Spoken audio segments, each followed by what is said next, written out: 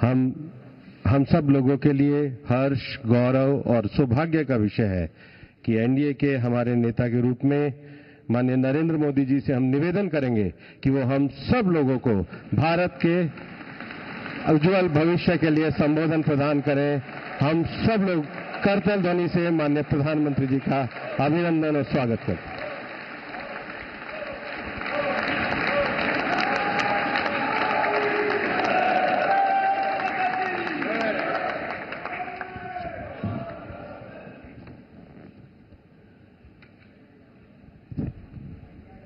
भारत माता की, भारत माता की।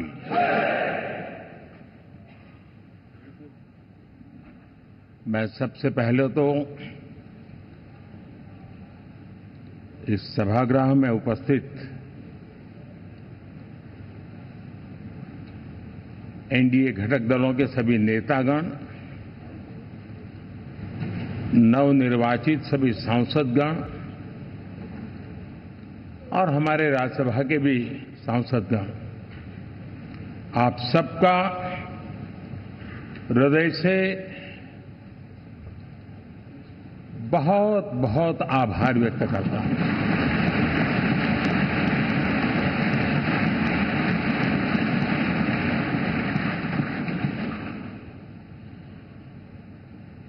मेरे लिए खुशी की बात है कि इतने बड़े समूह को आज मुझे यहां स्वागत करने का अवसर मिला है।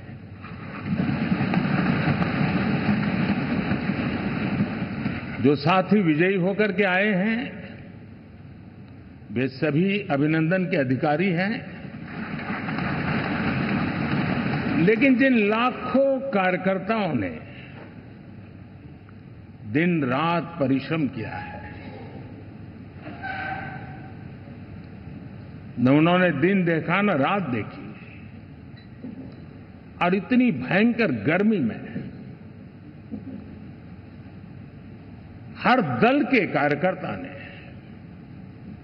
जो पुरुषार्थ किया है, परिश्रम किया है, मैं आज संविधान सदन के इस सेंट्रल हॉल से सर झुका करके उनको प्रणाम करता हूं।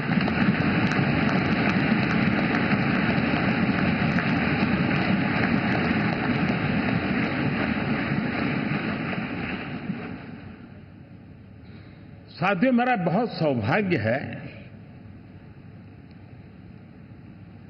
कि एनडीए के नेता के रूप में आप सब साथियों ने सर्वसम्मति से चुन करके मुझे एक नया दायित्व दिया है, और इसके लिए मैं आपका बहुत बहुत आभारी हूं।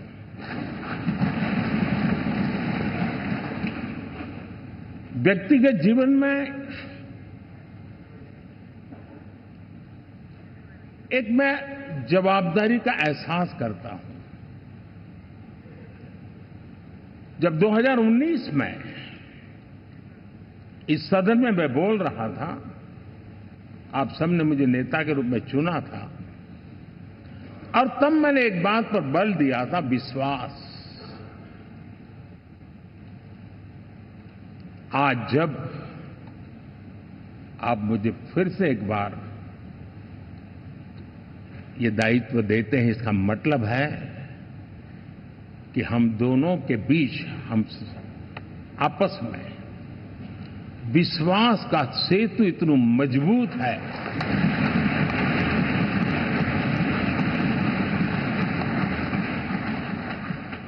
ये अटूट रिश्ता विश्वास की मजबूत धरातल पर है, और ये सबसे बड़ी पूंजी होता है। और इसलिए ये पल मेरे लिए भावुक करने वाले भी हैं, और आप सबके प्रति जितना धन्यवाद करूं उतना कम है।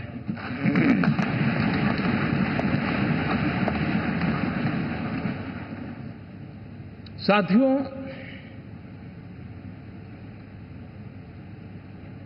बहुत कम लोग इन बातों की चर्चा करते हैं, शायद उनको सूट नहीं करता होगा, लेकिन हिंदुस्तान के इतने महान लोकतंत्र की ताकत देखिए कि एनडीए आज देश में 22 राज्यों में लोगों ने उनको सरकार बना करके सेवा करने का मौका दिया।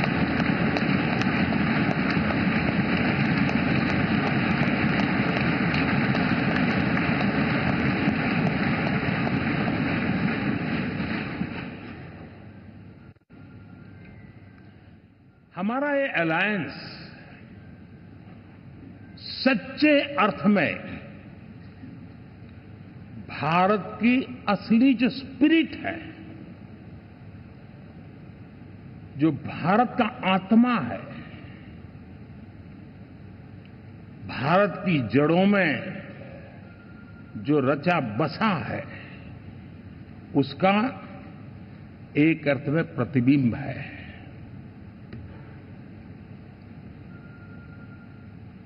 और मैं इसलिए कह रहा हूं कि थोड़ी नजर करें, हमारे देश में 10 ऐसे राज्य जहां हमारे आदिवासी बंधुओं की संख्या प्रभावी रूप से है, निर्णायक रूप से है, जहां इस आबादी आदिवासियों की ज्यादा है, ऐसे 10 राज्यों में से 7 राज्यों में एनडीए सेवा कर रहा है।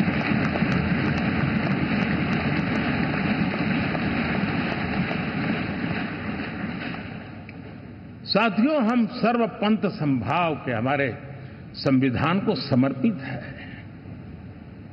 और देश में चाहे हमारा गोवा हो या हमारा नॉर्थ ईस्ट हो, जहां बहुत बड़ी मात्रा में हमारे ईसाई भाई बहन रहते हैं, आज हम उन राज्यों में भी एनडीए के रूप में सेवा का अवसर हमें मिला।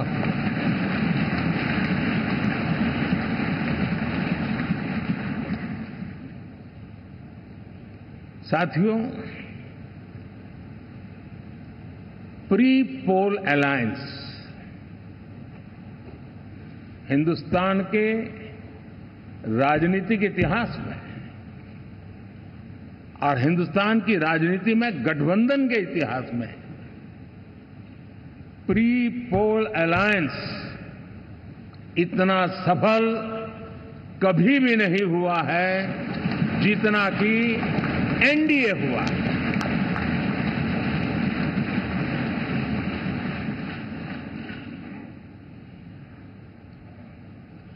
और ये गठबंधन का विजय, हमने बहुमत हासिल किया है और मैं कई बार कह चुका हूं, शब्द अलग होंगे लेकिन मेरे भाव उसमें एक सातत्य है। सरकार चलाने के लिए बहुमत आवश्यक है, लोकतंत्र का वही एक सिद्धांत है, लेकिन देश चलाने के लिए सर्वमत बहुत जरूरी होता है।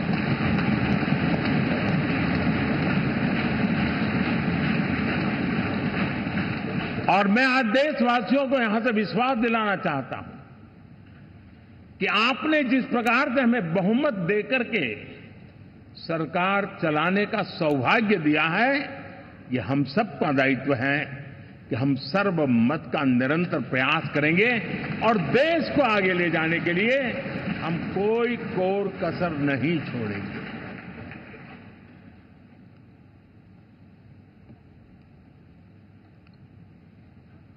साथियों, एनडीए को करीब करीब 3 दशक हो चुके हैं। यानी आजादी के 75 साल में 3 दशक एनडीए, ये सामान्य घटना नहीं है जी।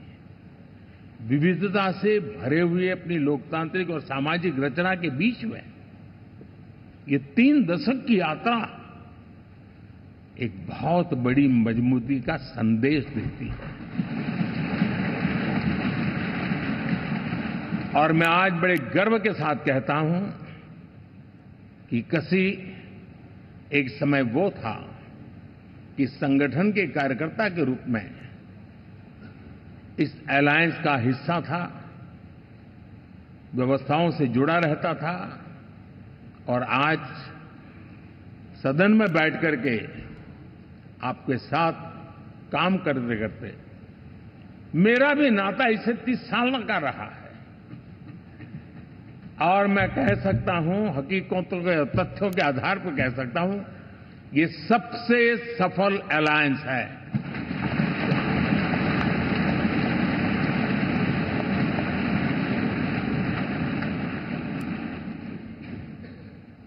हम गर्व से कह सकते हैं कि 5 साल का टर्म होता है। इस अलायंस ने 30 साल में से 5-5 साल के 3 टर्म सफलतापूर्वक पार किए हैं और अलायंस 4थे टर्म में एंटर कर रहा है।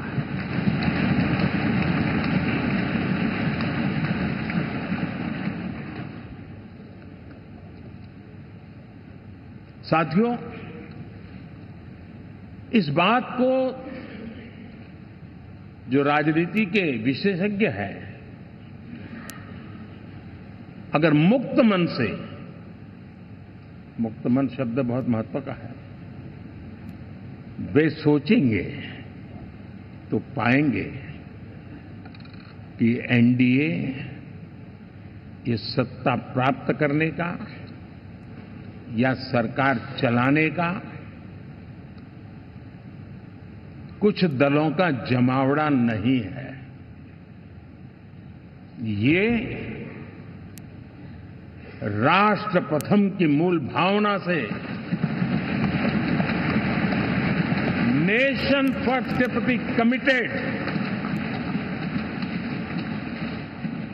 वैसा ये समूह है।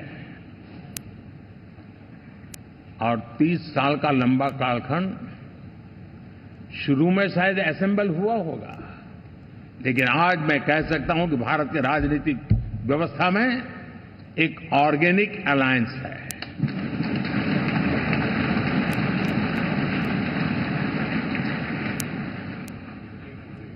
और ये मूल्य श्रद्धेय अटल बिहारी वाजपेयी, श्री प्रकाश सिंह जी बादल, श्री बाला साहब ठाकरे, श्री जॉर्ज फर्नांडिस, श्री शरद यादव, अनगिनत नाम मैं कह सकता हूं। इन लोगों ने जिस बीज को बोया था वो आज भारत की जनता ने विश्वास का सिंचन कर करके उस बीज को वटवृक्ष बना दिया है।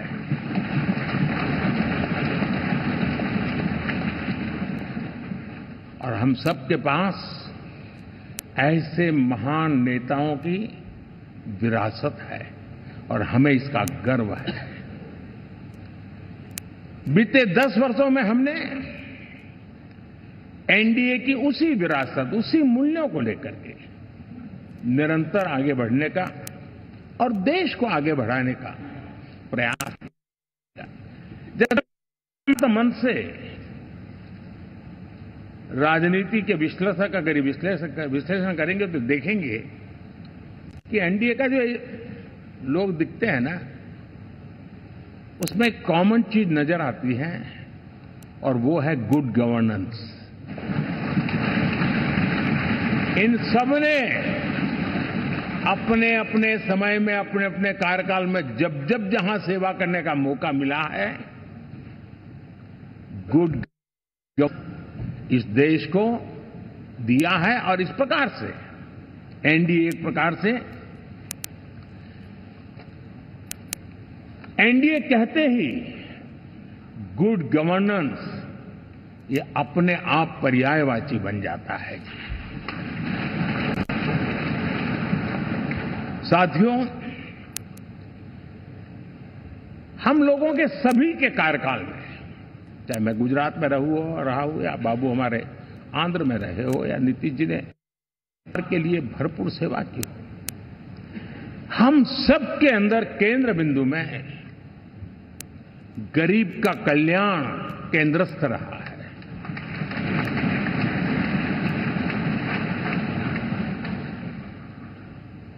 और देश ने एनडीए के गरीब कल्याण के, गुड गवर्नेंस के 10 साल को देखा है। इतना नहीं, मैं कह सकता हूं देश ने इसे जिया है।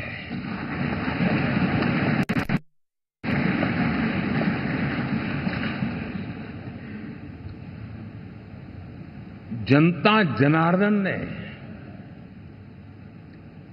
सरकार क्या होती है, सरकार किसके लिए होती है, सरकार कैसे काम करती है, इसको पहली बार अनुभव किया है।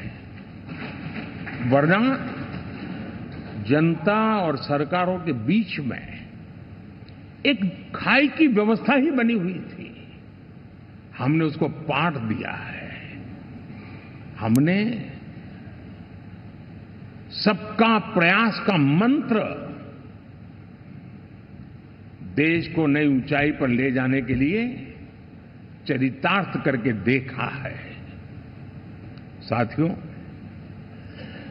एनडीए सरकार में हम अगले 10 साल में, मैं बहुत जिम्मेवारी के साथ कह रहा हूं, अगले 10 साल में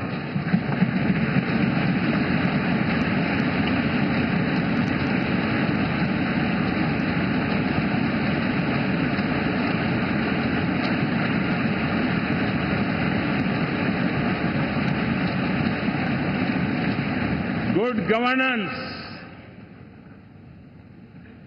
विकास,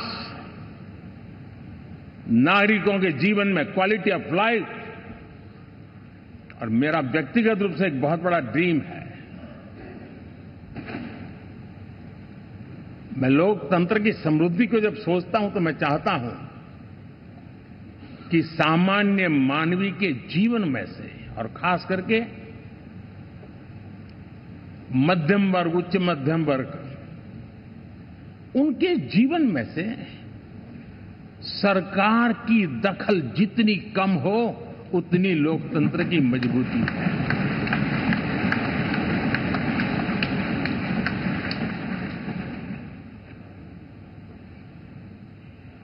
और आज के टेक्नोलॉजी के युग में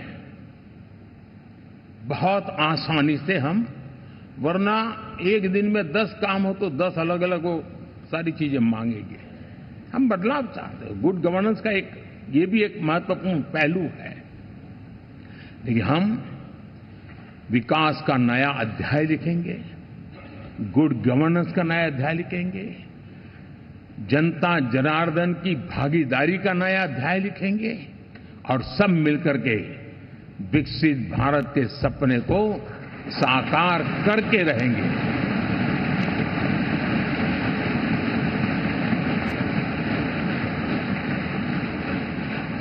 साथियों, एनडीए में, और मैं अगर विस्तार से कहूं तो सदन में किसी भी दल का कोई भी जनप्रतिनिधि होगा, मेरे लिए सब बराबर है।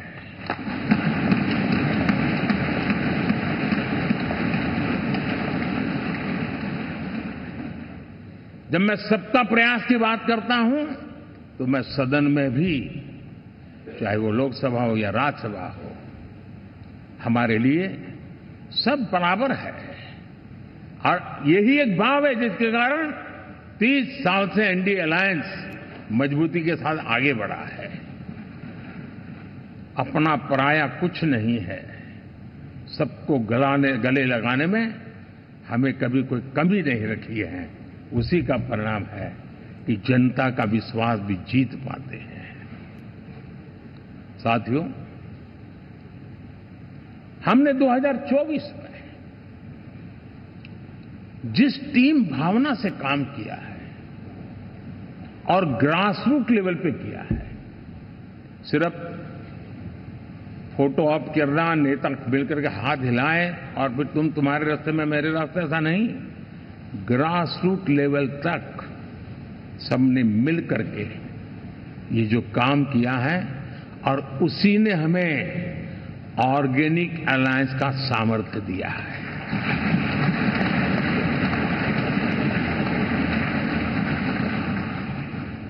एक दूसरे का सहयोग किया है।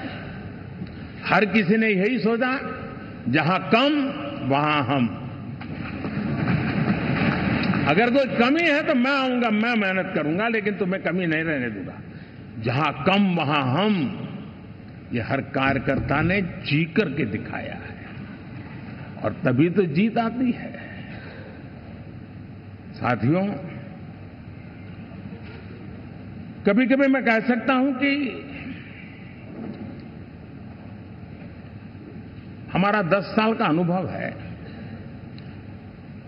भारत के हर क्षेत्र का और भारत के हर नागरिक का जो एस्पिरेशंस हैं, रीजनल एस्पिरेशंस हैं, वे और नेशनल एस्पिरेशंस, इसका एक अटूट नाता होना चाहिए। इसके बीच में हवा तक गुजर न सके, इतना जुड़ाव होना चाहिए, तब देश आगे बढ़ता है।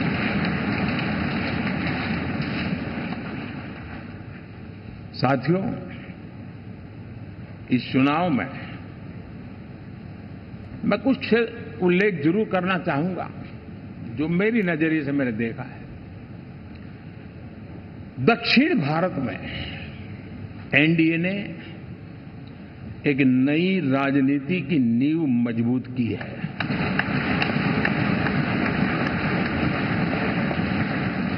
अब देखिए, कर्नाटक एंड तेलंगाना, अभी अभी तो इनकी सरकारें बनी थी,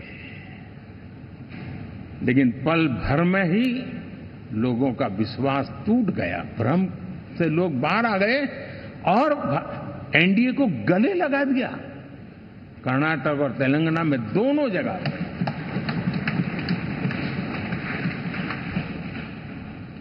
साथियों, तमिलनाडु, मैं तमिलनाडु की टीम को भी बधाई देना चाहूंगा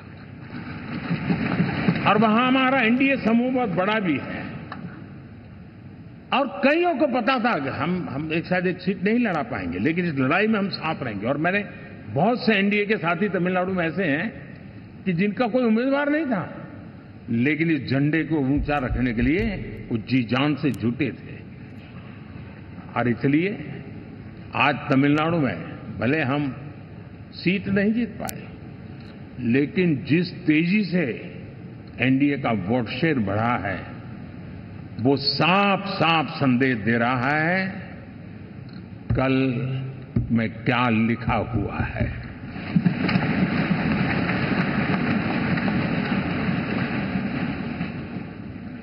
साथियों, पुडुचेरी हो, केरला, हमारे सैकड़ों कार्यकर्ताओं के बलिदान हुए हैं। यूडीएफ हो या एलडीएफ हो, शायद हिंदुस्तान के राजनीतिक जीवन में इतना जुल्म एक विचारधारा को लेकर के जीने वाले लोगों पर हुआ होगा तो सिर्फ मैं कह सकता हूं केरल में हुआ है। जम्मू कश्मीर से भी ज्यादा हुआ है। उसके बावजूद भी सामने कहीं विजय नजर नहीं आता था। उन्होंने परिश्रम की पराकाष्ठा में कभी पीछे नहीं रहे, पीढ़ियां खपा दी और आज पहली बार संसद में केरल से हमारा प्रतिनिधि बन के आया।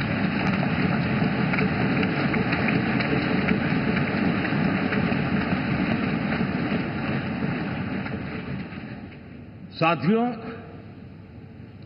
अरुणाचल में हमने लगातार, हमारी सरकार बनती रही है और भारी समर्थन से बनती है। सिक्किम में भी हमारे एनडीए की सरकार करीब करीब क्लीन स्वीप के साथ, अरुणाचल क्लीन स्वीप, आंध्र, मैं अबू बाबू को पूछ रहा था, बोले हिस्टोरिकली ये सबसे हाईएस्ट विक्ट्री है।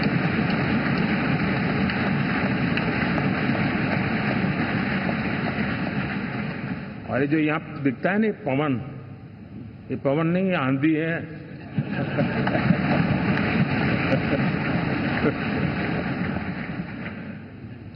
आंध्र ने इतना बड़ा हमारे प्रति जनमत दिया है।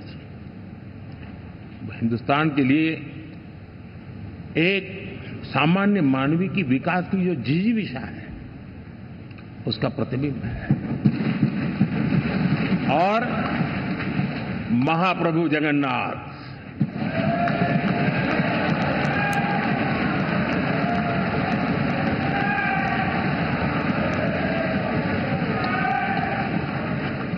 और मैंने अनुभव किया हमेशा, मैं हमेशा मानता हूं ईश्वर के अनेक रूप होते हैं, लेकिन जब मैं भगवान महाप्रभु जगन्नाथ जी को याद करता हूं तो मैं हमेशा मानता हूं ये गरीबों के देवता है।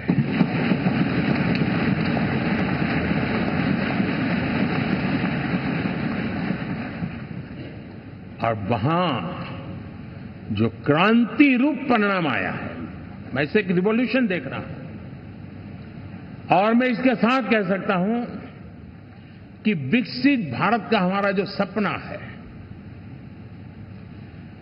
आने वाले 25 वर्ष, पहले मैंने 10 साल कहा था, या मैं 25 साल कह रहा हूं,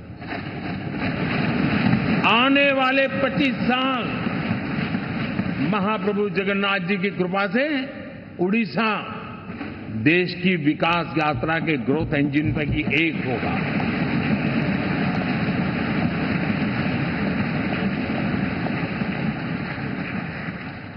साथियों,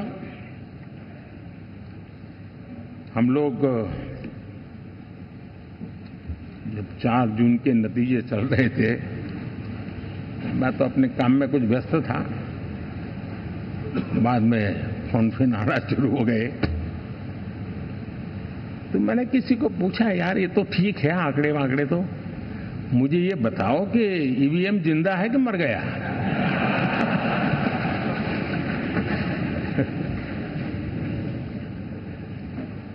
क्योंकि ये लोग तय करके बैठे थे कि भारत के लोकतंत्र और लोकतंत्र की प्रक्रिया के प्रति विश्वास ही लोगों का उठ जाए, और लगातार ईवीएम को गाली देना। और मुझे तो लगता था कि शायद इस बार वो ईवीएम की अर्थी का जुलूस निकालेंगे, लेकिन 4 जून शाम आते आते उनको ताले लग गए, ईवीएम ने उनको चुप कर दिया। ये ताकत है भारत के लोकतंत्र की, ये ताकत है भारत की निष्पक्षता की, ये भारत की ताकत है भारत के चुनावी तंत्र की, चुनाव आयोग की।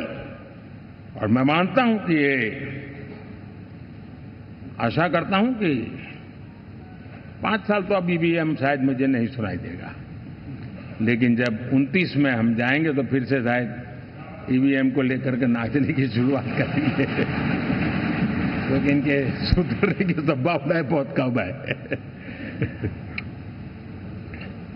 अब देखिए, चुनाव के समय मैंने पहली बार देखा, शायद हर तीसरे दिन इलेक्शन कमीशन के काम में रुकावट आए, इसके लिए सुप्रीम कोर्ट के दरवाजे खटखटाए गए, भांति भांति की एप्लीकेशन, और एक ही टोली थी। और लोकतंत्र के प्रति जिनका भरोभार अविश्वास है, ऐसे लोग सुप्रीम कोर्ट का उपयोग करते हुए कैसे रुकावट डाले, इसका निरंतर प्रयास करते रहे। और चुनाव आयोग की ताकत का एक बड़ा हिस्सा अदालतों में, इस पीक अवर्स में, चुनाव के पीक अवर्स में, यानी कितनी निराशा लेकर के ये लोग मैदान में आए थे कि उन्होंने पूरा हमला उसी इंस्टीट्यूट पे लगा दो ताकि चुनाव के कोई भी परिणाम आए, हम दुनिया के सामने भारत को भी बदनाम कर लें। ये षड्यंत्र का हिस्सा था दोस्तों, और कभी भी देश उनको माफ नहीं करेगा। साथियों, इंडी गठबंधन वाले जब ईवीएम का विरोध करते हैं तो मैं सिर्फ एक चुनाव के रूप में नहीं देख रहा। मैं मानता हूं ये लोग मन से पिछली शताब्दी के सोच वाले लोग हैं। वे टेक्नोलॉजी को हम महत्व न समझते हैं, न टेक्नोलॉजी स्वीकार करने को तैयार है। और ये सिर्फ ईवीएम में दिखाई दिया, ऐसा नहीं, यूपीआई में दिखाया। जब हमने कहा कि हिंदुस्तान के लोग डिजिटल ट्रांजैक्शन करेंगे, फिनटेक की दुनिया में आज हिंदुस्तान का नाम हो गया, मानने को तैयार नहीं। आधार आज देश की एक पहचान बना है। मैं तो देख रहा हूं कि मुझे कई देश कहते हैं कि हमें आधार की पद्धति से आगे बढ़ना है, आप कैसे मदद कर सकते हैं। उस आधार को रोकने के लिए सुप्रीम कोर्ट में बार जाकर के परेशानियां पैदा की। यानी मूलतः प्रगति के विरोधी, आधुनिकता के विरोधी, टेक्नोलॉजी के विरोधी इंडी अलायंस हमने देखा है। साथियों, इस देश के लिए ये भी चिंता का विषय है कि विश्व में भारत के लोकतंत्र की ताकत को कम आंकने का प्रयास, और कितना एक्सट्रीम है। मैं दुनिया में ढोल पीट रहा हूं कि हम मदर ऑफ डेमोक्रेसी है, और ये दुनिया में जाकर के बता रहे हैं नहीं हमारे देश में तो डेमोक्रेसी जैसा कुछ नहीं, कि वो मोदी बैठ गया है, वो एक चाय बेचने वाला यहां पहुंच कैसे गया, कुछ तो गड़बड़ की होगी। ये जो इनकी मनस्थिति है जी, भारत के नागरिकों को चुनाव प्रक्रिया के प्रति अविश्वास पैदा करने का जो उनका षड्यंत्र है, मैं मानता हूं कि अब दुनिया भी भारत के लोकतंत्र की विविधता, विशालता, व्यापकता, गहनता, इन सबको भी जानने समझने के लिए आकर्षित होगी। ऐसे इस चुनाव के नतीजे में देख रहा हूं। साथियों, जब 1 तारीख को मतदान पूरा हुआ और 4 तारीख को काउंटिंग, इस बीच की चीजों को आप देखिए। योजनाबद्ध तरीके से देश को हिंसा की आग में झोंकने का बयान दिए जाते थे। यहां इकट्ठे होना, यहां पहुंचना, यहां करना। कुछ लोग इस चीज को गंभीर नहीं लेते हैं, लेकिन ये बहुत गंभीर है। आप भारत के लोकतंत्र को, पहले उसकी व्यवस्था को अनादर करते हो, अब परिणाम आने से पहले एक ऐसा माहौल बना दो कि बस आग लगा देंगे। हर प्रकार से उन शब्दों का अर्थ यही निकलता है कि उन्होंने देश को उस दिशा में ले जाने का प्रयास किया था।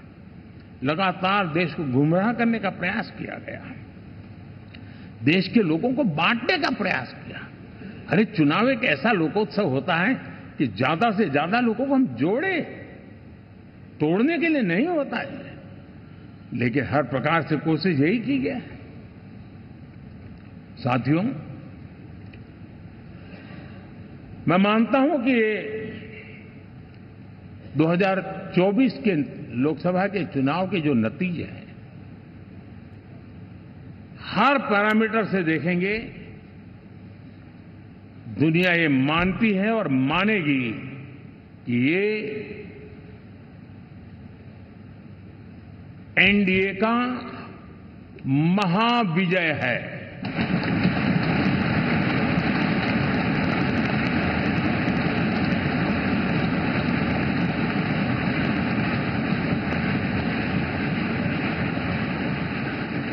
और आपने देखा 2 दिन कैसा चला, जैसे हम तो हार चुके हैं, गए। सब चारों तरफ यही दिखता था, क्योंकि उनको अपने कार्यकर्ताओं का मोरल हाई करने के लिए ऐसे काल्पनिक परेड ये करने पड़ रहे हैं। और साथियों, गठबंधन के इतिहास में अगर आंकड़ों के हिसाब से देखें तो ये सबसे मजबूत गठबंधन की सरकार है।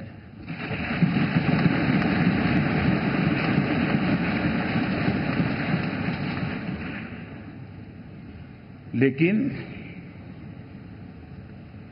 कोशिश ये की गई कि इस विजय को स्वीकार न करना, उसको पराजय के छाया में डुबो कर रखना, लेकिन उसकी ऐसी चीजों की बाल मृत्यु हो जाती है और हो भी गई। लेकिन देशवासी जानते हैं कि न हम हारे थे न हम हारे हैं।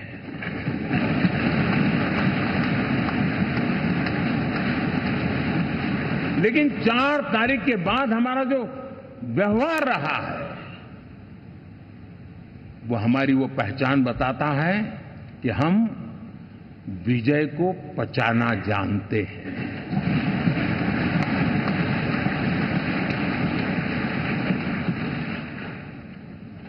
हमारे संस्कार ऐसे हैं कि विजय की गोद में उन्माद पैदा नहीं होता है और न ही पराजित लोगों के प्रति उपहास करने के हमारे संस्कार हैं। हम विजय को भी पचाते हैं और पराजित का भी उपहास करने की विकृति हम नहीं पालते। ये हमारे संस्कार हैं।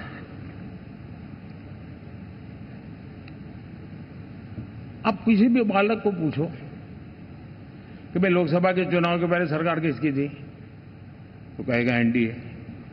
24 के नतीजों के बाद सरकार किसकी बनी, एनडीए। फिर हारे कहां से भाई? पहले भी एनडीए थी, आज भी एनडीए और कल भी एनडीए है।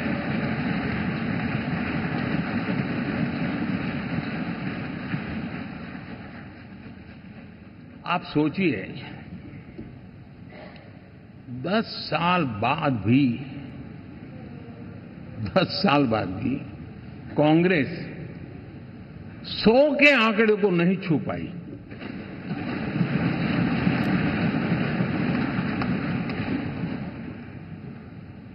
और अगर मैं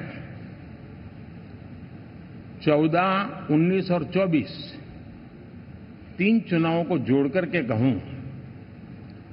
कांग्रेस के 3 चुनाव जोड़ूं, तो इन 3 चुनावों में जितनी सीटें हमें मिली है उससे ज्यादा हमें इस चुनाव में मिली है।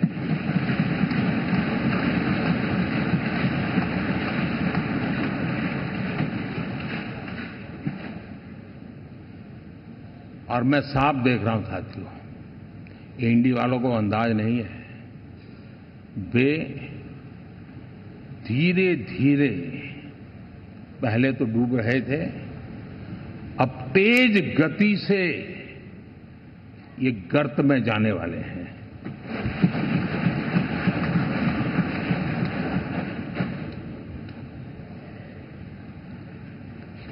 साथियों, इंडिया अलायंस वाले देश के सामान्य नागरिकों की जो समझ है, आज भी वो उसके सामर्थ्य को समझ नहीं पाए हैं या समझना चाहते नहीं हैं। भारत के सामान्य व्यक्ति की भी एक समझ है और जो जमीन से जुड़ा रहता है ना, वो समझ को छूता है, समझता है, पहचानता है, वो वहां नहीं है। साथियों, इन लोगों का जो व्यवहार रहा है 4 तारीख के बाद, मैं आशा करता था कि वे लोकतंत्र का सम्मान करेंगे, लेकिन उनके व्यवहार से लगता है कि शायद उनमें ये संस्कार आए, इसके लिए हमें और इंतजार करना पड़ेगा। और तो मैं ज्यादा कुछ कह नहीं सकता। और ये वो लोग हैं जो खुद की पार्टी के पीएम का अपमान करते हैं, उसके निर्णयों को फाड़ देते थे। खुद की पार्टी को विदेशी मेहमान आ जाए तो उसके लिए चेयर नहीं होती थी। ये सारे दृश्य आपने देखे हैं, ठीक। और मैं समझता हूं कि इन सारी स्थितियों में से हम लोकतंत्र की मजबूती और जनता जनार्दन के प्रति आस्था, इसको हम, साथियों, लोकतंत्र हमें सबका सम्मान करना सिखाती है। विपक्ष में भी जो सांसद जीत करके आए हैं, मैं उनको भी बधाई देता हूं।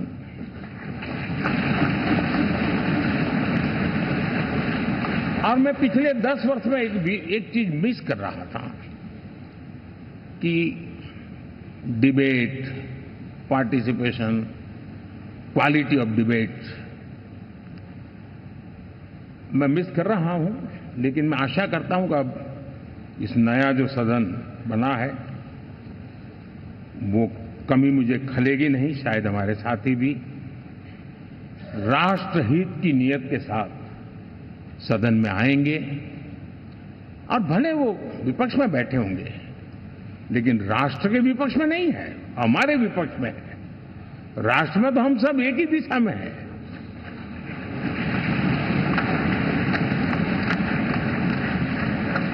राष्ट्र में हमारा कोई पक्ष विपक्ष नहीं है। राष्ट्र में तो हम 140 करोड़ है।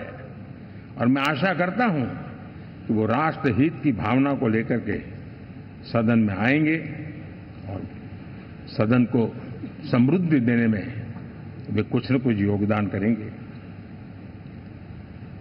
साथियों, 24 का जनादेश एक बात को बार बार मजबूती दे रहा है, बार बार मजबूती दे रहा है कि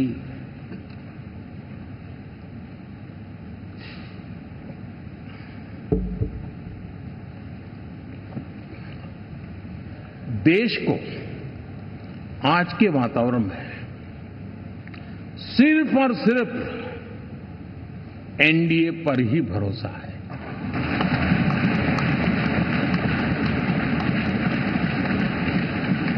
और जब इतना अटूट विश्वास है, इतना भरोसा है, तो स्वाभाविक है देश की अपेक्षाएं भी बढ़ेगी।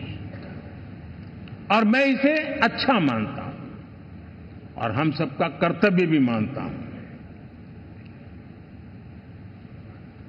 और इन अपेक्षाओं को पूर्ण करने के लिए, और मैंने पहले भी कहा था कि जो 10 वर्ष हमने काम किया है वो तो ट्रेलर है।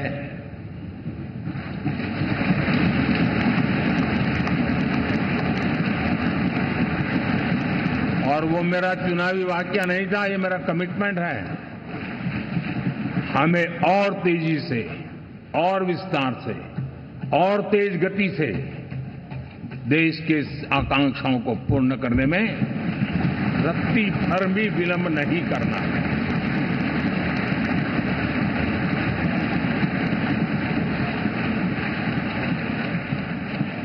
जनता जनार्दन चाहती है हम पहले से ज्यादा डिलीवर करें। जनता चाहती है कि हम खुद ही हमारे पुराने रिकॉर्ड तोड़े। और मैं साथियों एक तरफ एनडीए रखूं, दूसरी तरफ भारत के लोगों के सपने और संकल्पों को रखूं, तो मैं कहूंगा NDA, new India, develop India, aspirational India.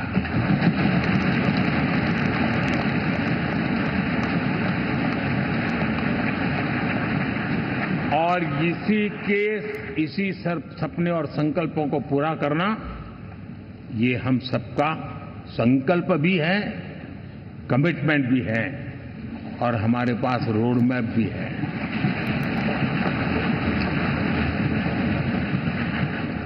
साथियों, एनडीए ने हमेशा करप्शन फ्री, रिफॉर्म ओरिएंटेड, स्थिर सरकार देश को दी है। जब जब हमें अवसर मिला हम लोगों ने काम किया है।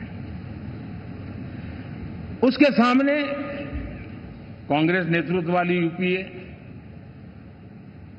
अब उन्होंने पुरानी अपनी छवि सुधारने के लिए नाम बदल दिया, लेकिन पहचान घोटालों की है। आए दिन घोटाले, यही पहचान रही है। और नाम बदलने के बावजूद भी देश उनके घोटालों को नहीं भुला है, उनको नकारा है।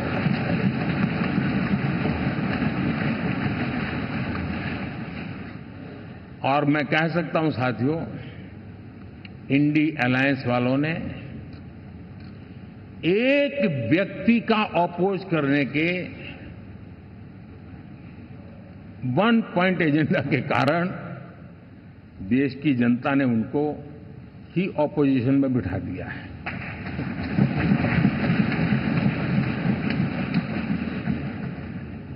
एनडीए विकसित भारत इस संकल्प को लेकर के चुनाव में गया था, देश के लिए सकारात्मक सोच को लेकर के गया था, देश की युवा शक्ति के सामर्थ्य को समझ करके नए अवसरों को लेकर के देश को आगे बढ़ने की बात लेकर के गया था। जबकि हमारे सामने जो लोग थे वो भ्रम फैलाना, झूठ फैलाना, यही गुमराह करने वाले काम यही करते रहे थे। अब एनडीए और उनका देखें, इवन नामांकन में जाएंगे तो भी आपको देखेगा उनका चुनाव प्रचार, उनका नामांकन, हम लोगों का एक एक दृश्य देख लीजिए और उनका एक एक दृश्य देखिए, कितना बड़ा अंतर है। हर चीज में उनका कैरेक्टर दिखाई देता है।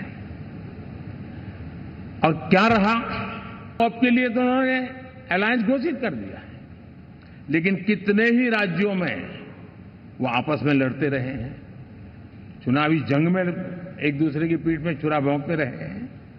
कभी उन्होंने कहा कि ये तो हमारा वैचारिक अलायंस है, वो विचार लेवल पर ठीक है, बाकी नीचे तो हमारा अपना हम तैयार करेंगे। और अब फिर उन्होंने कहा कि भाई हम तो सीट के आधार पर अलायंस करेंगे, टोटल न भी करें, ये भी खेल खेला। और अभी अभी तो चुनाव पूरा शुरू कर दिया कि ये तो हमारा अलायंस लोकसभा के चुनाव के लिए ही था, बाद में नहीं है, ये भी शुरू कर दिया। यानी मैंने बहुत पहले कहा था कि आप देख लेना 4 जून के बाद बिखराव शुरू हो जाएगा, और वो शुरू हो चुका है। इसका मतलब ये हुआ कि वो सिर्फ और सिर्फ सत्ता सुख के लिए एक दूसरे का साथ देने की कोशिश करते थे, लेकिन उनमें उनका अगर स्वार्थ निश्चित होता तो साथ देना, वरना नहीं देना, ये कैरेक्टर था। साथियों, ये लोग कितने ही बड़े झूठे बोलते रहे हैं। और आप देखिए, चुनाव के समय उन्होंने देश के सामान्य नागरिक को गुमराह करने के लिए जो पर्चियां बांटी कि ये देंगे और वो देंगे और टिकना देंगे, फलाना देंगे, 2 दिन से मैं देख रहा हूं कि कांग्रेस के दफ्तरों पर लोग कतार लगा के खड़े हैं कि ये पर्ची है, 1 लाख रुपया कहां है, लाओ भाई, मांग रहे हैं लोग। यानी आपने जनता जनार्दन की आंखों में कैसा उनको भ्रमित किया, कैसी आंख में धूल झोंक दी कि वो बेचारा सामान्य नागरिक मान के चलता था, हाँ भाई 4 जून के बाद रुपया मिल जाएगा, इसलिए वो जाके खड़ा रह गया। और अब उसको धक्का मारा जा रहा है, डंडे मारे जा रहे हैं, वहां से निकाला जा रहा है। अब इस प्रकार का चुनाव ये अपने आप में देश के गरीबों का अपमान है, हमारे देश के सामान्य नागरिकों का अपमान है। और कभी भी देश ऐसी हरकतों को न भूलता है, न ही कभी माफ किए बिना माफ कभी करता है।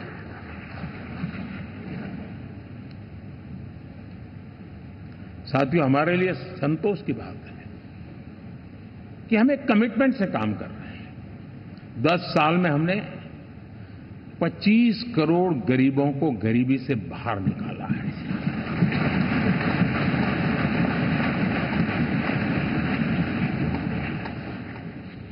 गरीब कल्याण का एक सुरक्षित मजबूत कवच दिया है हमने उसको, और उसके अंदर भी एक नए एस्पिरेशंस पैदा हुए हैं कि हां, अब मुझे गरीब नहीं रहना है, और उसके लिए मुझसे जो हो सकेगा मैं हर अवसर का फायदा उठाऊंगा।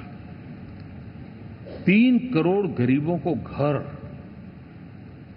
ये ऐसे कहने का आंकड़ा नहीं है जी, कितनी मेहनत पड़ती है मुझे मालूम है, लेकिन हम सफलतापूर्वक इसको कर पाए हैं। 4 करोड़ लोगों को दे चुके हैं, 3 करोड़ का हम संकल्प लेकर के आज से आगे बढ़ेंगे।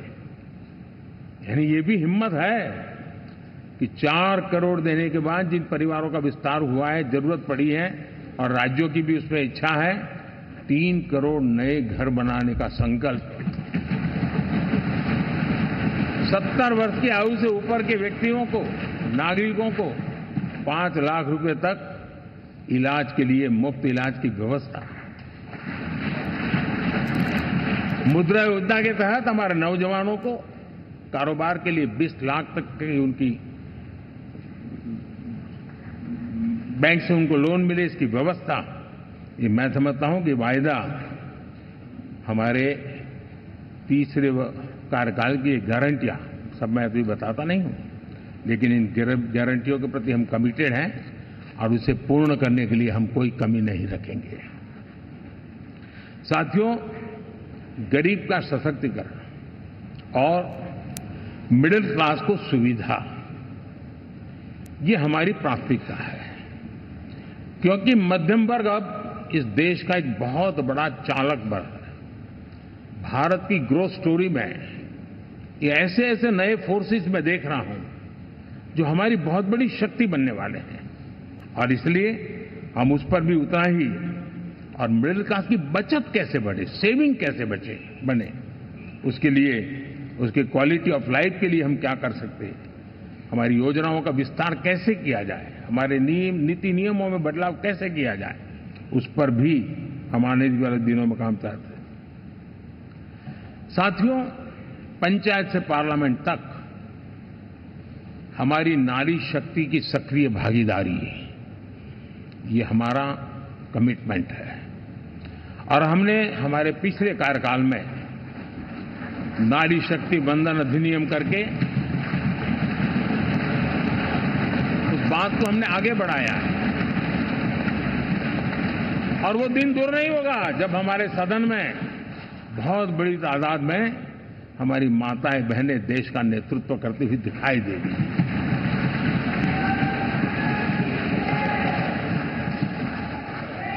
इस पूरे चुनाव में हम सबसे ज्यादा महिला उम्मीदवारों को टिकट देने वाली पार्टी रहे हैं, ये हमारा कमिटमेंट है।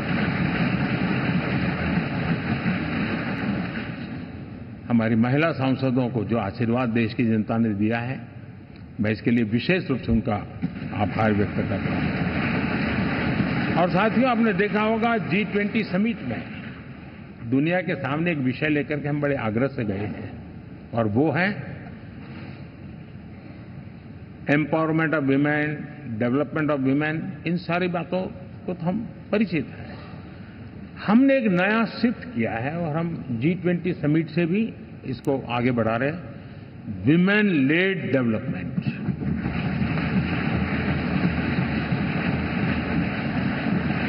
एक बार हमारा इस प्रकार का कमिटमेंट बनता है तो परिवर्तन बिल्कुल साफ नजर आता है। साथियों, एनडीए का ये कार्यकाल बड़े फैसलों का है, तेज विकास का है, और अब हम समय गंवाना नहीं चाहते कि हम 5 नंबर की इकोनॉमी से 3 नंबर की इकोनॉमी पर पहुंचना है।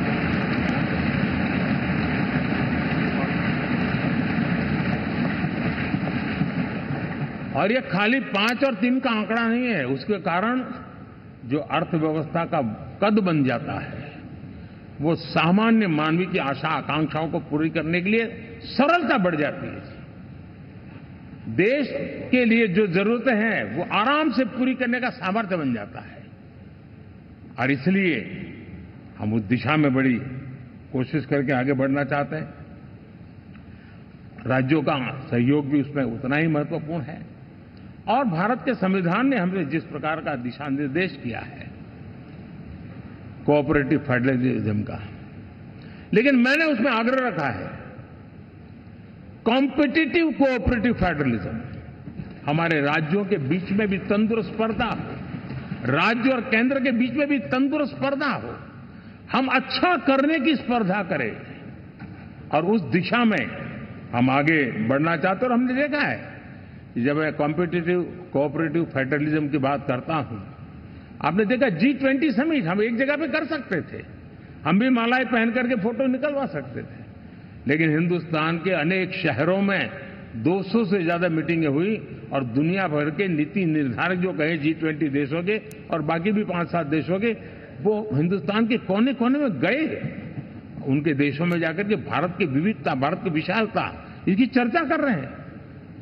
उनके लिए आश्चर्य है, हमने तो दिल्ली आकर के वापस जाते थे, पता ही नहीं था कि देश इतना बड़ा है।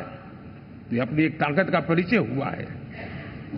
हमने कोविड में देखा, राज्यों के साथ कोऑपरेशन के साथ हमने जिस प्रकार से लड़ाई लड़ी और एक सूत्र में रह करके लड़े, दल किसी का भी हो सरकार में, लेकिन हमने इस काम को किया क्योंकि हमारा कोऑपरेटिव फेडरलिज्म के प्रति कमिटमेंट है।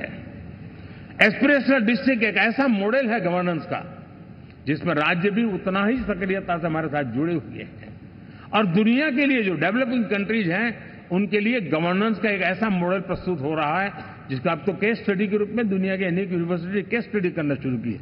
अब उसको हम आगे बढ़ाते हुए एस्पिरेशनल ब्लॉक की तरफ ले जा रहे हैं ताकि हमारे ग्रासरूट लेवल पे भी जो वीक एरियाज हैं, जहां सुविधाएं अभी सामान्य एवरेज से भी नीचे हैं, उसको हम जल्दी से जल्दी उस स्टेट की एवरेज तक लाना चाहते हैं। देश का रीजन, कोई भी क्षेत्र हो, सर्वांगीण विकास को लेकर हम चले हैं।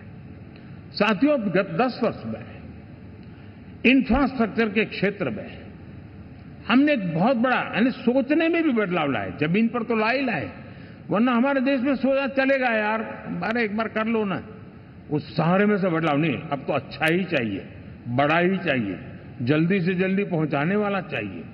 सामान्य मानवीय के मन को हमने इस तरह से प्रेरित भी किया है और पुरुषार्थ करके हमने उस दिशा में काम किया है। 5 साल में हमें गति शक्ति, यानी इस प्रकार के प्लेटफॉर्म पर जो काम किया है, जो काम 6-6, 8-8 महीने तक नहीं होता था, वो आज 15-20 दिन में कर सकते हैं। सर, टेक्नोलॉजी का उपयोग करके हम काम कर रहे हैं। और ये जब होता है तो उसका मूल फायदा देश के नौजवानों के लिए रोजगार के अति अवसर बन जाते हैं। उनके लिए जीवन में सिलेक्शन के लिए बहुत बड़ा दायरा बढ़ जाता है।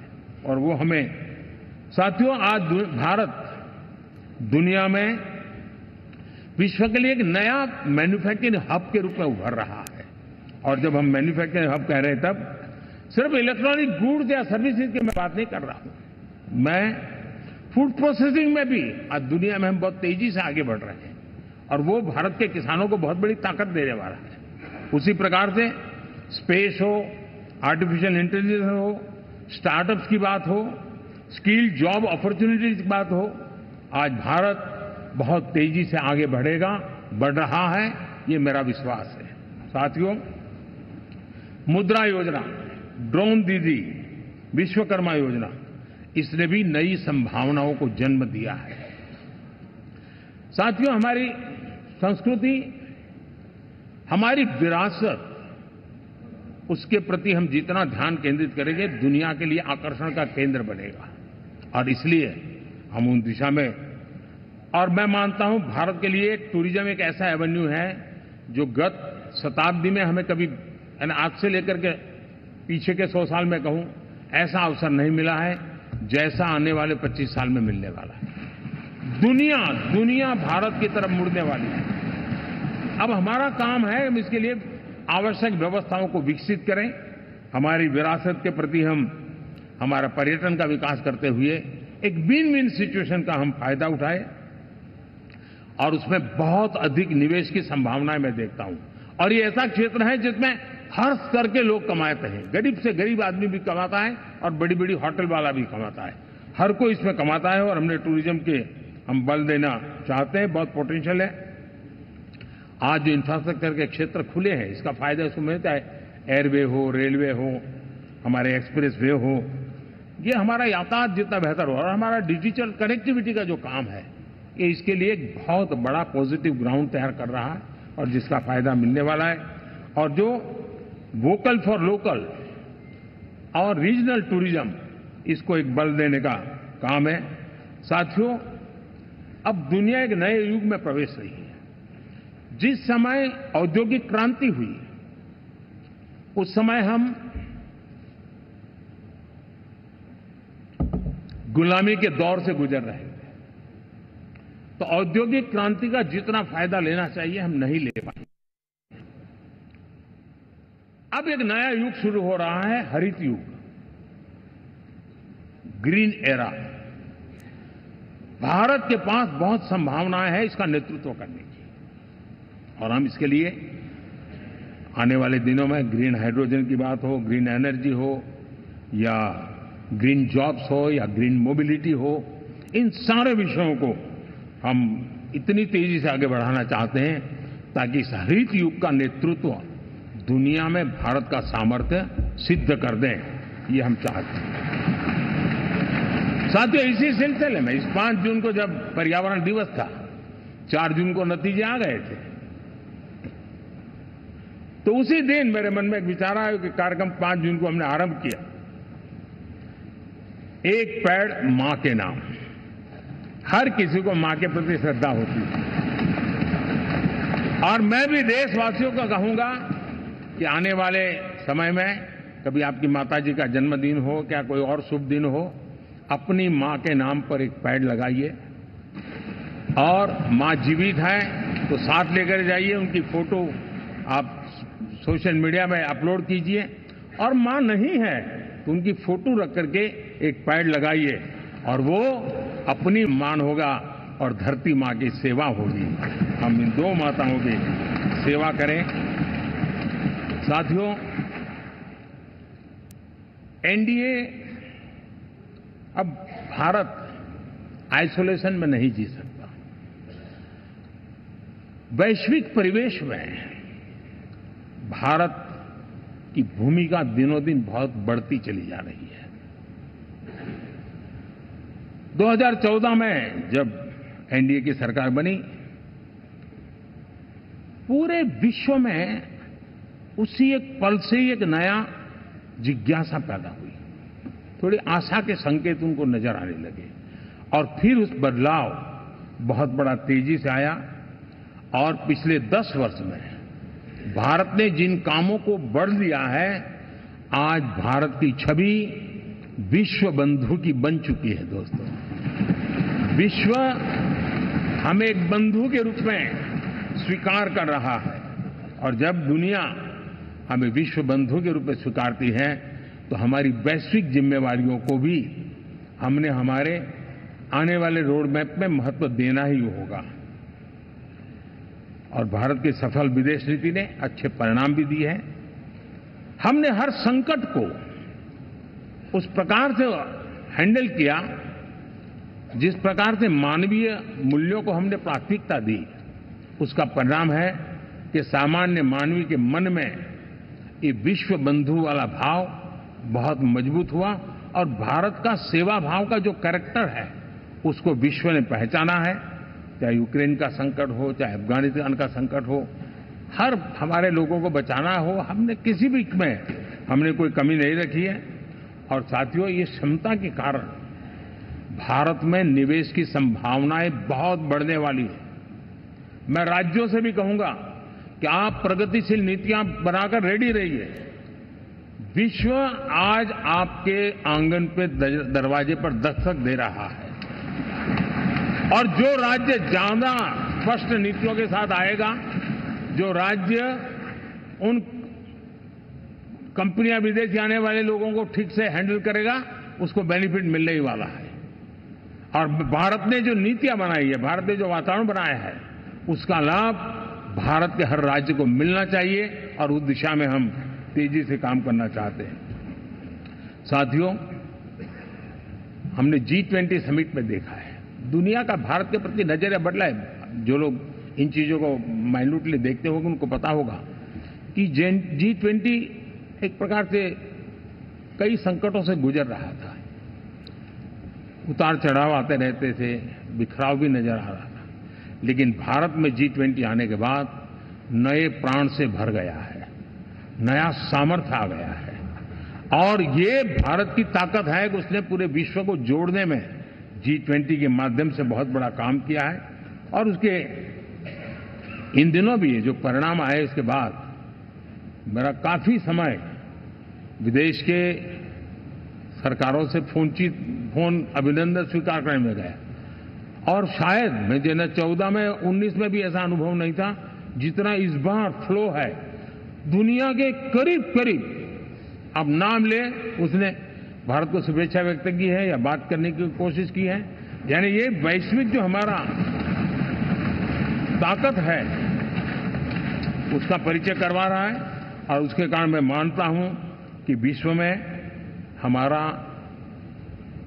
सम्मान और साथ साथ भारत में निवेश, ये दोनों संभावनाएं बढ़ रही है।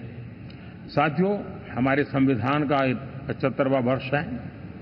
हम चाहते हैं कि संविधान हमारी संवैधानिक संस्थाओं का संरक्षण भर इसके मात्र के लिए है, ऐसा नहीं, कोई अदालत में धाराओं का उपयोग करके काम करने के लिए नहीं है। ये एक हमारी भावना है, हमारा स्पिरिट है, और हमें इस 75 साल को ऐसे मनाना है ताकि हम संविधान के स्पिरिट को जन जन तक पहुंचाएं।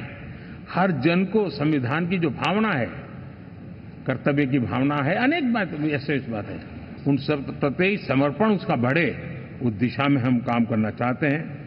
साथियों, छत्रपति शिवाजी महाराज के राज्याभिषेक के 350 वर्ष के उत्सव में देश आज रंगा हुआ है, और हमारे लिए सबसे बड़ी प्रेरणा है, क्योंकि उसमें राष्ट्र प्रथम की भावना है। छत्रपति शिवाजी महाराज को याद करते ही राष्ट्र प्रथम की भावना हमें मजबूती देती है, और इसलिए हम देश में इसी एजेंडा को आगे रखते हुए, और जब इसी समय 350 साल का पर्व आया है, तो हमें अपनी पॉलिसी और परफॉर्मेंस और सामान्य मानवीय का जीवन बेहतर करना है, उसमें जरा भी विलंब नहीं करना है। साथियों, विकास की सारी तैयारियां, रोड मैप लेकर को हम चलेंगे ही, चल रहे हैं, लेकिन साथ साथ हम नए नए सांसद आए हैं, कुछ पुराने सांसद हैं, कुछ ज्यादा अनुभवी सांसद भी हैं। आप देखते हैं कि इन दिनों, पिछले 2 दिन से आप टीवी पे देखते होंगे, एक भी सच्चाई मुझे उसमें नजर नहीं आई। कोई ये कह रहा है, कोई वो कह रहा था, सब मैंने कहा भी जरा पूछो तो ये जानकारी लाते कहां से, गपगोले चला रहे हैं, किसी के खाते में कुछ भी डाल करके चल रहा है। मतलब ये थोड़े दिन, क्योंकि 10 साल से ऐसे अवसर नहीं मिले हैं, तो शायद ये उबाल जरा ज्यादा रहेगा। लेकिन आप मान के चलिए जी, ऐसे लोग कोई पहुंचेंगे, बस साहब मेरा अच्छा संबंध है, मंत्री में आपका नंबर कर सकता हूं, आया, हमें भी पता नहीं होता यार, हो सकता है मिनिस्टर बनने का ही रास्ता होगा, तो हम भी गलती से उसका हाथ पकड़ लेते हैं, और वो पता नहीं वो किस खाई में डुबो देता है। कभी कभी तो शायद अब तो टेक्नोलॉजी ऐसी है कि हो सकता है मेरे सिग्नेचर से कोई लिस्ट बाहर निकल जाए कि ये मंत्री बन गए, हो सकता है कोई बुद्धिमान डिपार्टमेंट भी बांट दे। तो आजकल कई लोग सरकार बनाने में लगे हुए हैं, मंत्री पद बांट रहे हैं, पद बांट रहे हैं, व्यवस्था बांट रहे हैं। मैं आपसे आग्रहपूर्वक कहता हूं, और जो मोदी को जानते हैं, ये सारे प्रयास निरर्थक है वे।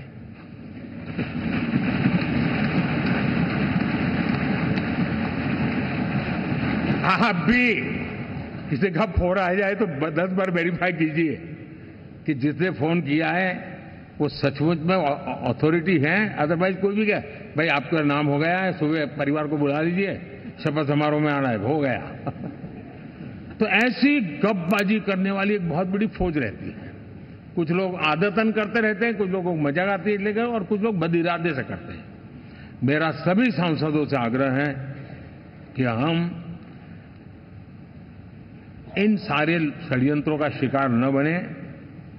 दूसरा, हमारे जो इंडिया अलायंस वालों ने इस चुनाव में फेक न्यूज में एक्सपर्टाइज कर लिया, डबल पीएचडी कर लिया उन्होंने, वो शायद इसका भरपूर उपयोग करेंगे। हम कृपा करके इन चीजों से दूर रहें, अफवाहों से दूर रहें। ये जो टीम बैठी है वो अनुभवी टीम है, मुझे भी सही सलाह देने वाली टीम है, और इसलिए टीम मिलकर के बहुत सही निर्णय करने वाली है। कृपा करके ब्रेकिंग न्यूज के आधार पर देश चलेगा नहीं, ये मान के चलिए।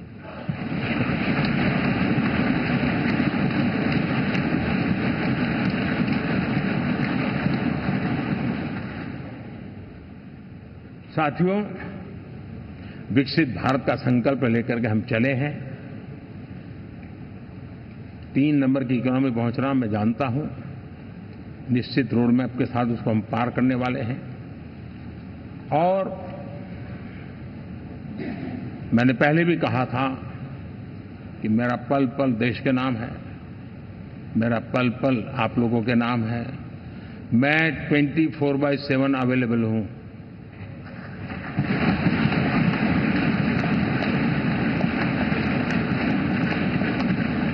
हमें मिलकर के देश को आगे बढ़ाना है। फिर से एक बार आप लोगों ने मुझ पर जो विश्वास जताया है, जो प्यार दिखाया है और जो समर्थन दिया है, वाकई मैं मानता हूं भारत के लोकतंत्र की एक बहुत बड़ी ताकत है।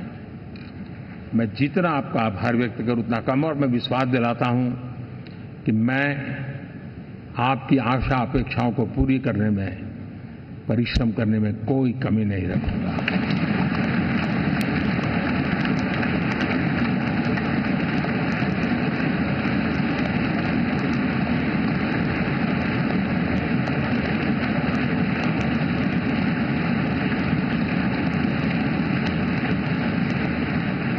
मेरे लिए जन्म सिर्फ और सिर्फ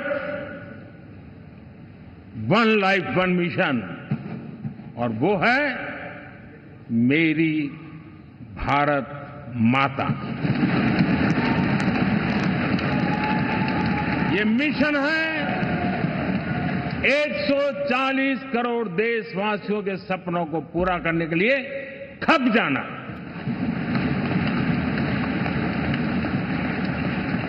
ये मिशन है 140 करोड़ देशवासियों को 1000 साल की मुसीबतों से जो गुजरी हुई पीढ़ी दर पीढ़ी है, उसे मुक्ति दिला करके सम्मान के साथ विश्व में मेरा हर देशवासी दुनिया उसे देखे तो उसका मन कर जाए, काश ये हिंदुस्तान का है, अरे नजर मिल जाए तो अच्छा होगा। ये मैं स्थिति पैदा करना चाहता हूं। उसका मन लालायित होना चाहिए, हिंदुस्तानी है, अरे यार जरा हाथ मिला लूं, कुछ एनर्जी मुझे भी आ जाए। मैं देश को इस ऊंचाई पे ले जाना चाहता हूं। और साथियों, मुझे पक्का विश्वास है आपका साथ, आपका सहयोग, आपका अनुभव बहुत बड़े परिणामों की संभावनाएं लेकर के आया है। लोकसभा का ये गठन उन सभी आकांक्षाओं को पूरा करेगा। मैं फिर एक बार आप सबका हृदय से बहुत बहुत धन्यवाद करता हूं।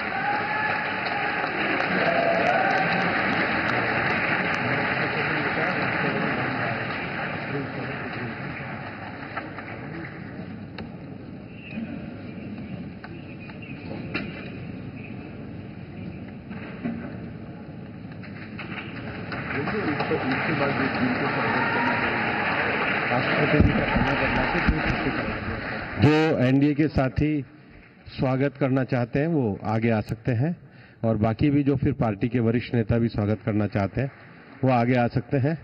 एनडीए के वरिष्ठ नेता राष्ट्रपति भवन की ओर भी इसके बाद जाएंगे। तो एनडीए के साथी तमिलनाडु देवनाथ, हाँ जाओ जाओ।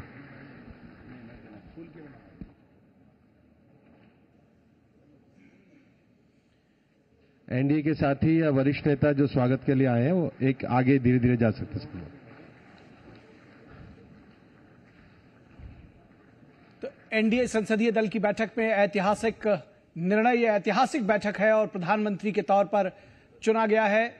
एनडीए संसदीय दल का नेता चुना गया है प्रधानमंत्री नरेंद्र मोदी को। तो एक बार फिर से तीसरी बार लगातार देश की बागडोर संभालने जा रहे हैं नरेंद्र मोदी, और ये ऐतिहासिक पल है जब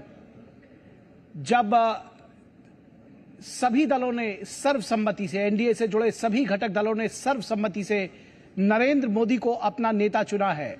और इस तरह से जवाहरलाल नेहरू के बाद अब प्रधानमंत्री नरेंद्र मोदी इकलौते ऐसे व्यक्ति होंगे जो लगातार तीसरी बार प्रधानमंत्री के पद पर आसीन होंगे। हमारे संवाददाता शैलेंद्र मिश्रा इस पूरी खबर पर बातचीत करने के लिए हमारे साथ मौजूद हैं। शैलेंद्र, कितना बड़ा ऐतिहासिक पल है और किस तरह से देखते हैं इस एनडीए की बैठक को? तमाम जो आशंकाएं थी वो खारिज हुई हैं, तमाम जो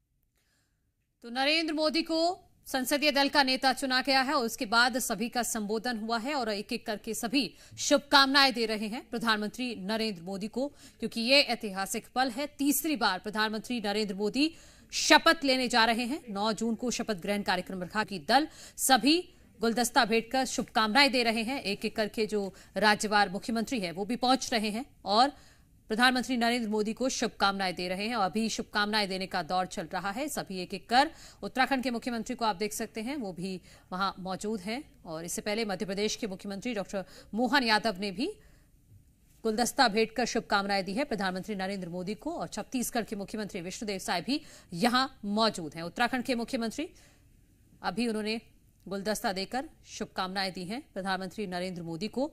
और जो सभी 14 सहयोगी दल हैं उनके 53 सांसद भी यहां पर मौजूद हैं और सर्वसम्मति से एनडीए ने संसदीय दल का नेता चुना है नरेंद्र मोदी को। तो तीसरी बार प्रधानमंत्री पद की शपथ लेने जाएंगे।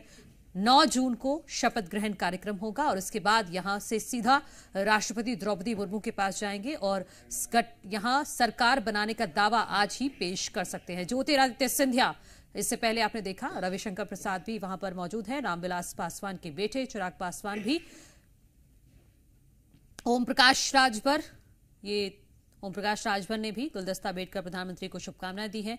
रविशंकर प्रसाद, पूर्व केंद्रीय मंत्री, हेमा मालिनी को आप देख सकते हैं मथुरा से भारतीय जनता पार्टी की सांसद, और ठीक उनके पीछे हैं केशव प्रसाद मौर्य, आप देख सकते हैं वहां खड़े हुए हैं। कंगना रनौत, अभिनेत्री और मंडी से भारतीय जनता पार्टी की सांसद, वो भी वहां मौजूद हैं। और सभी अपनी पारी का इंतजार करते हुए प्रधानमंत्री नरेंद्र मोदी को एक एक कर सभी शुभकामनाएं दे रहे हैं।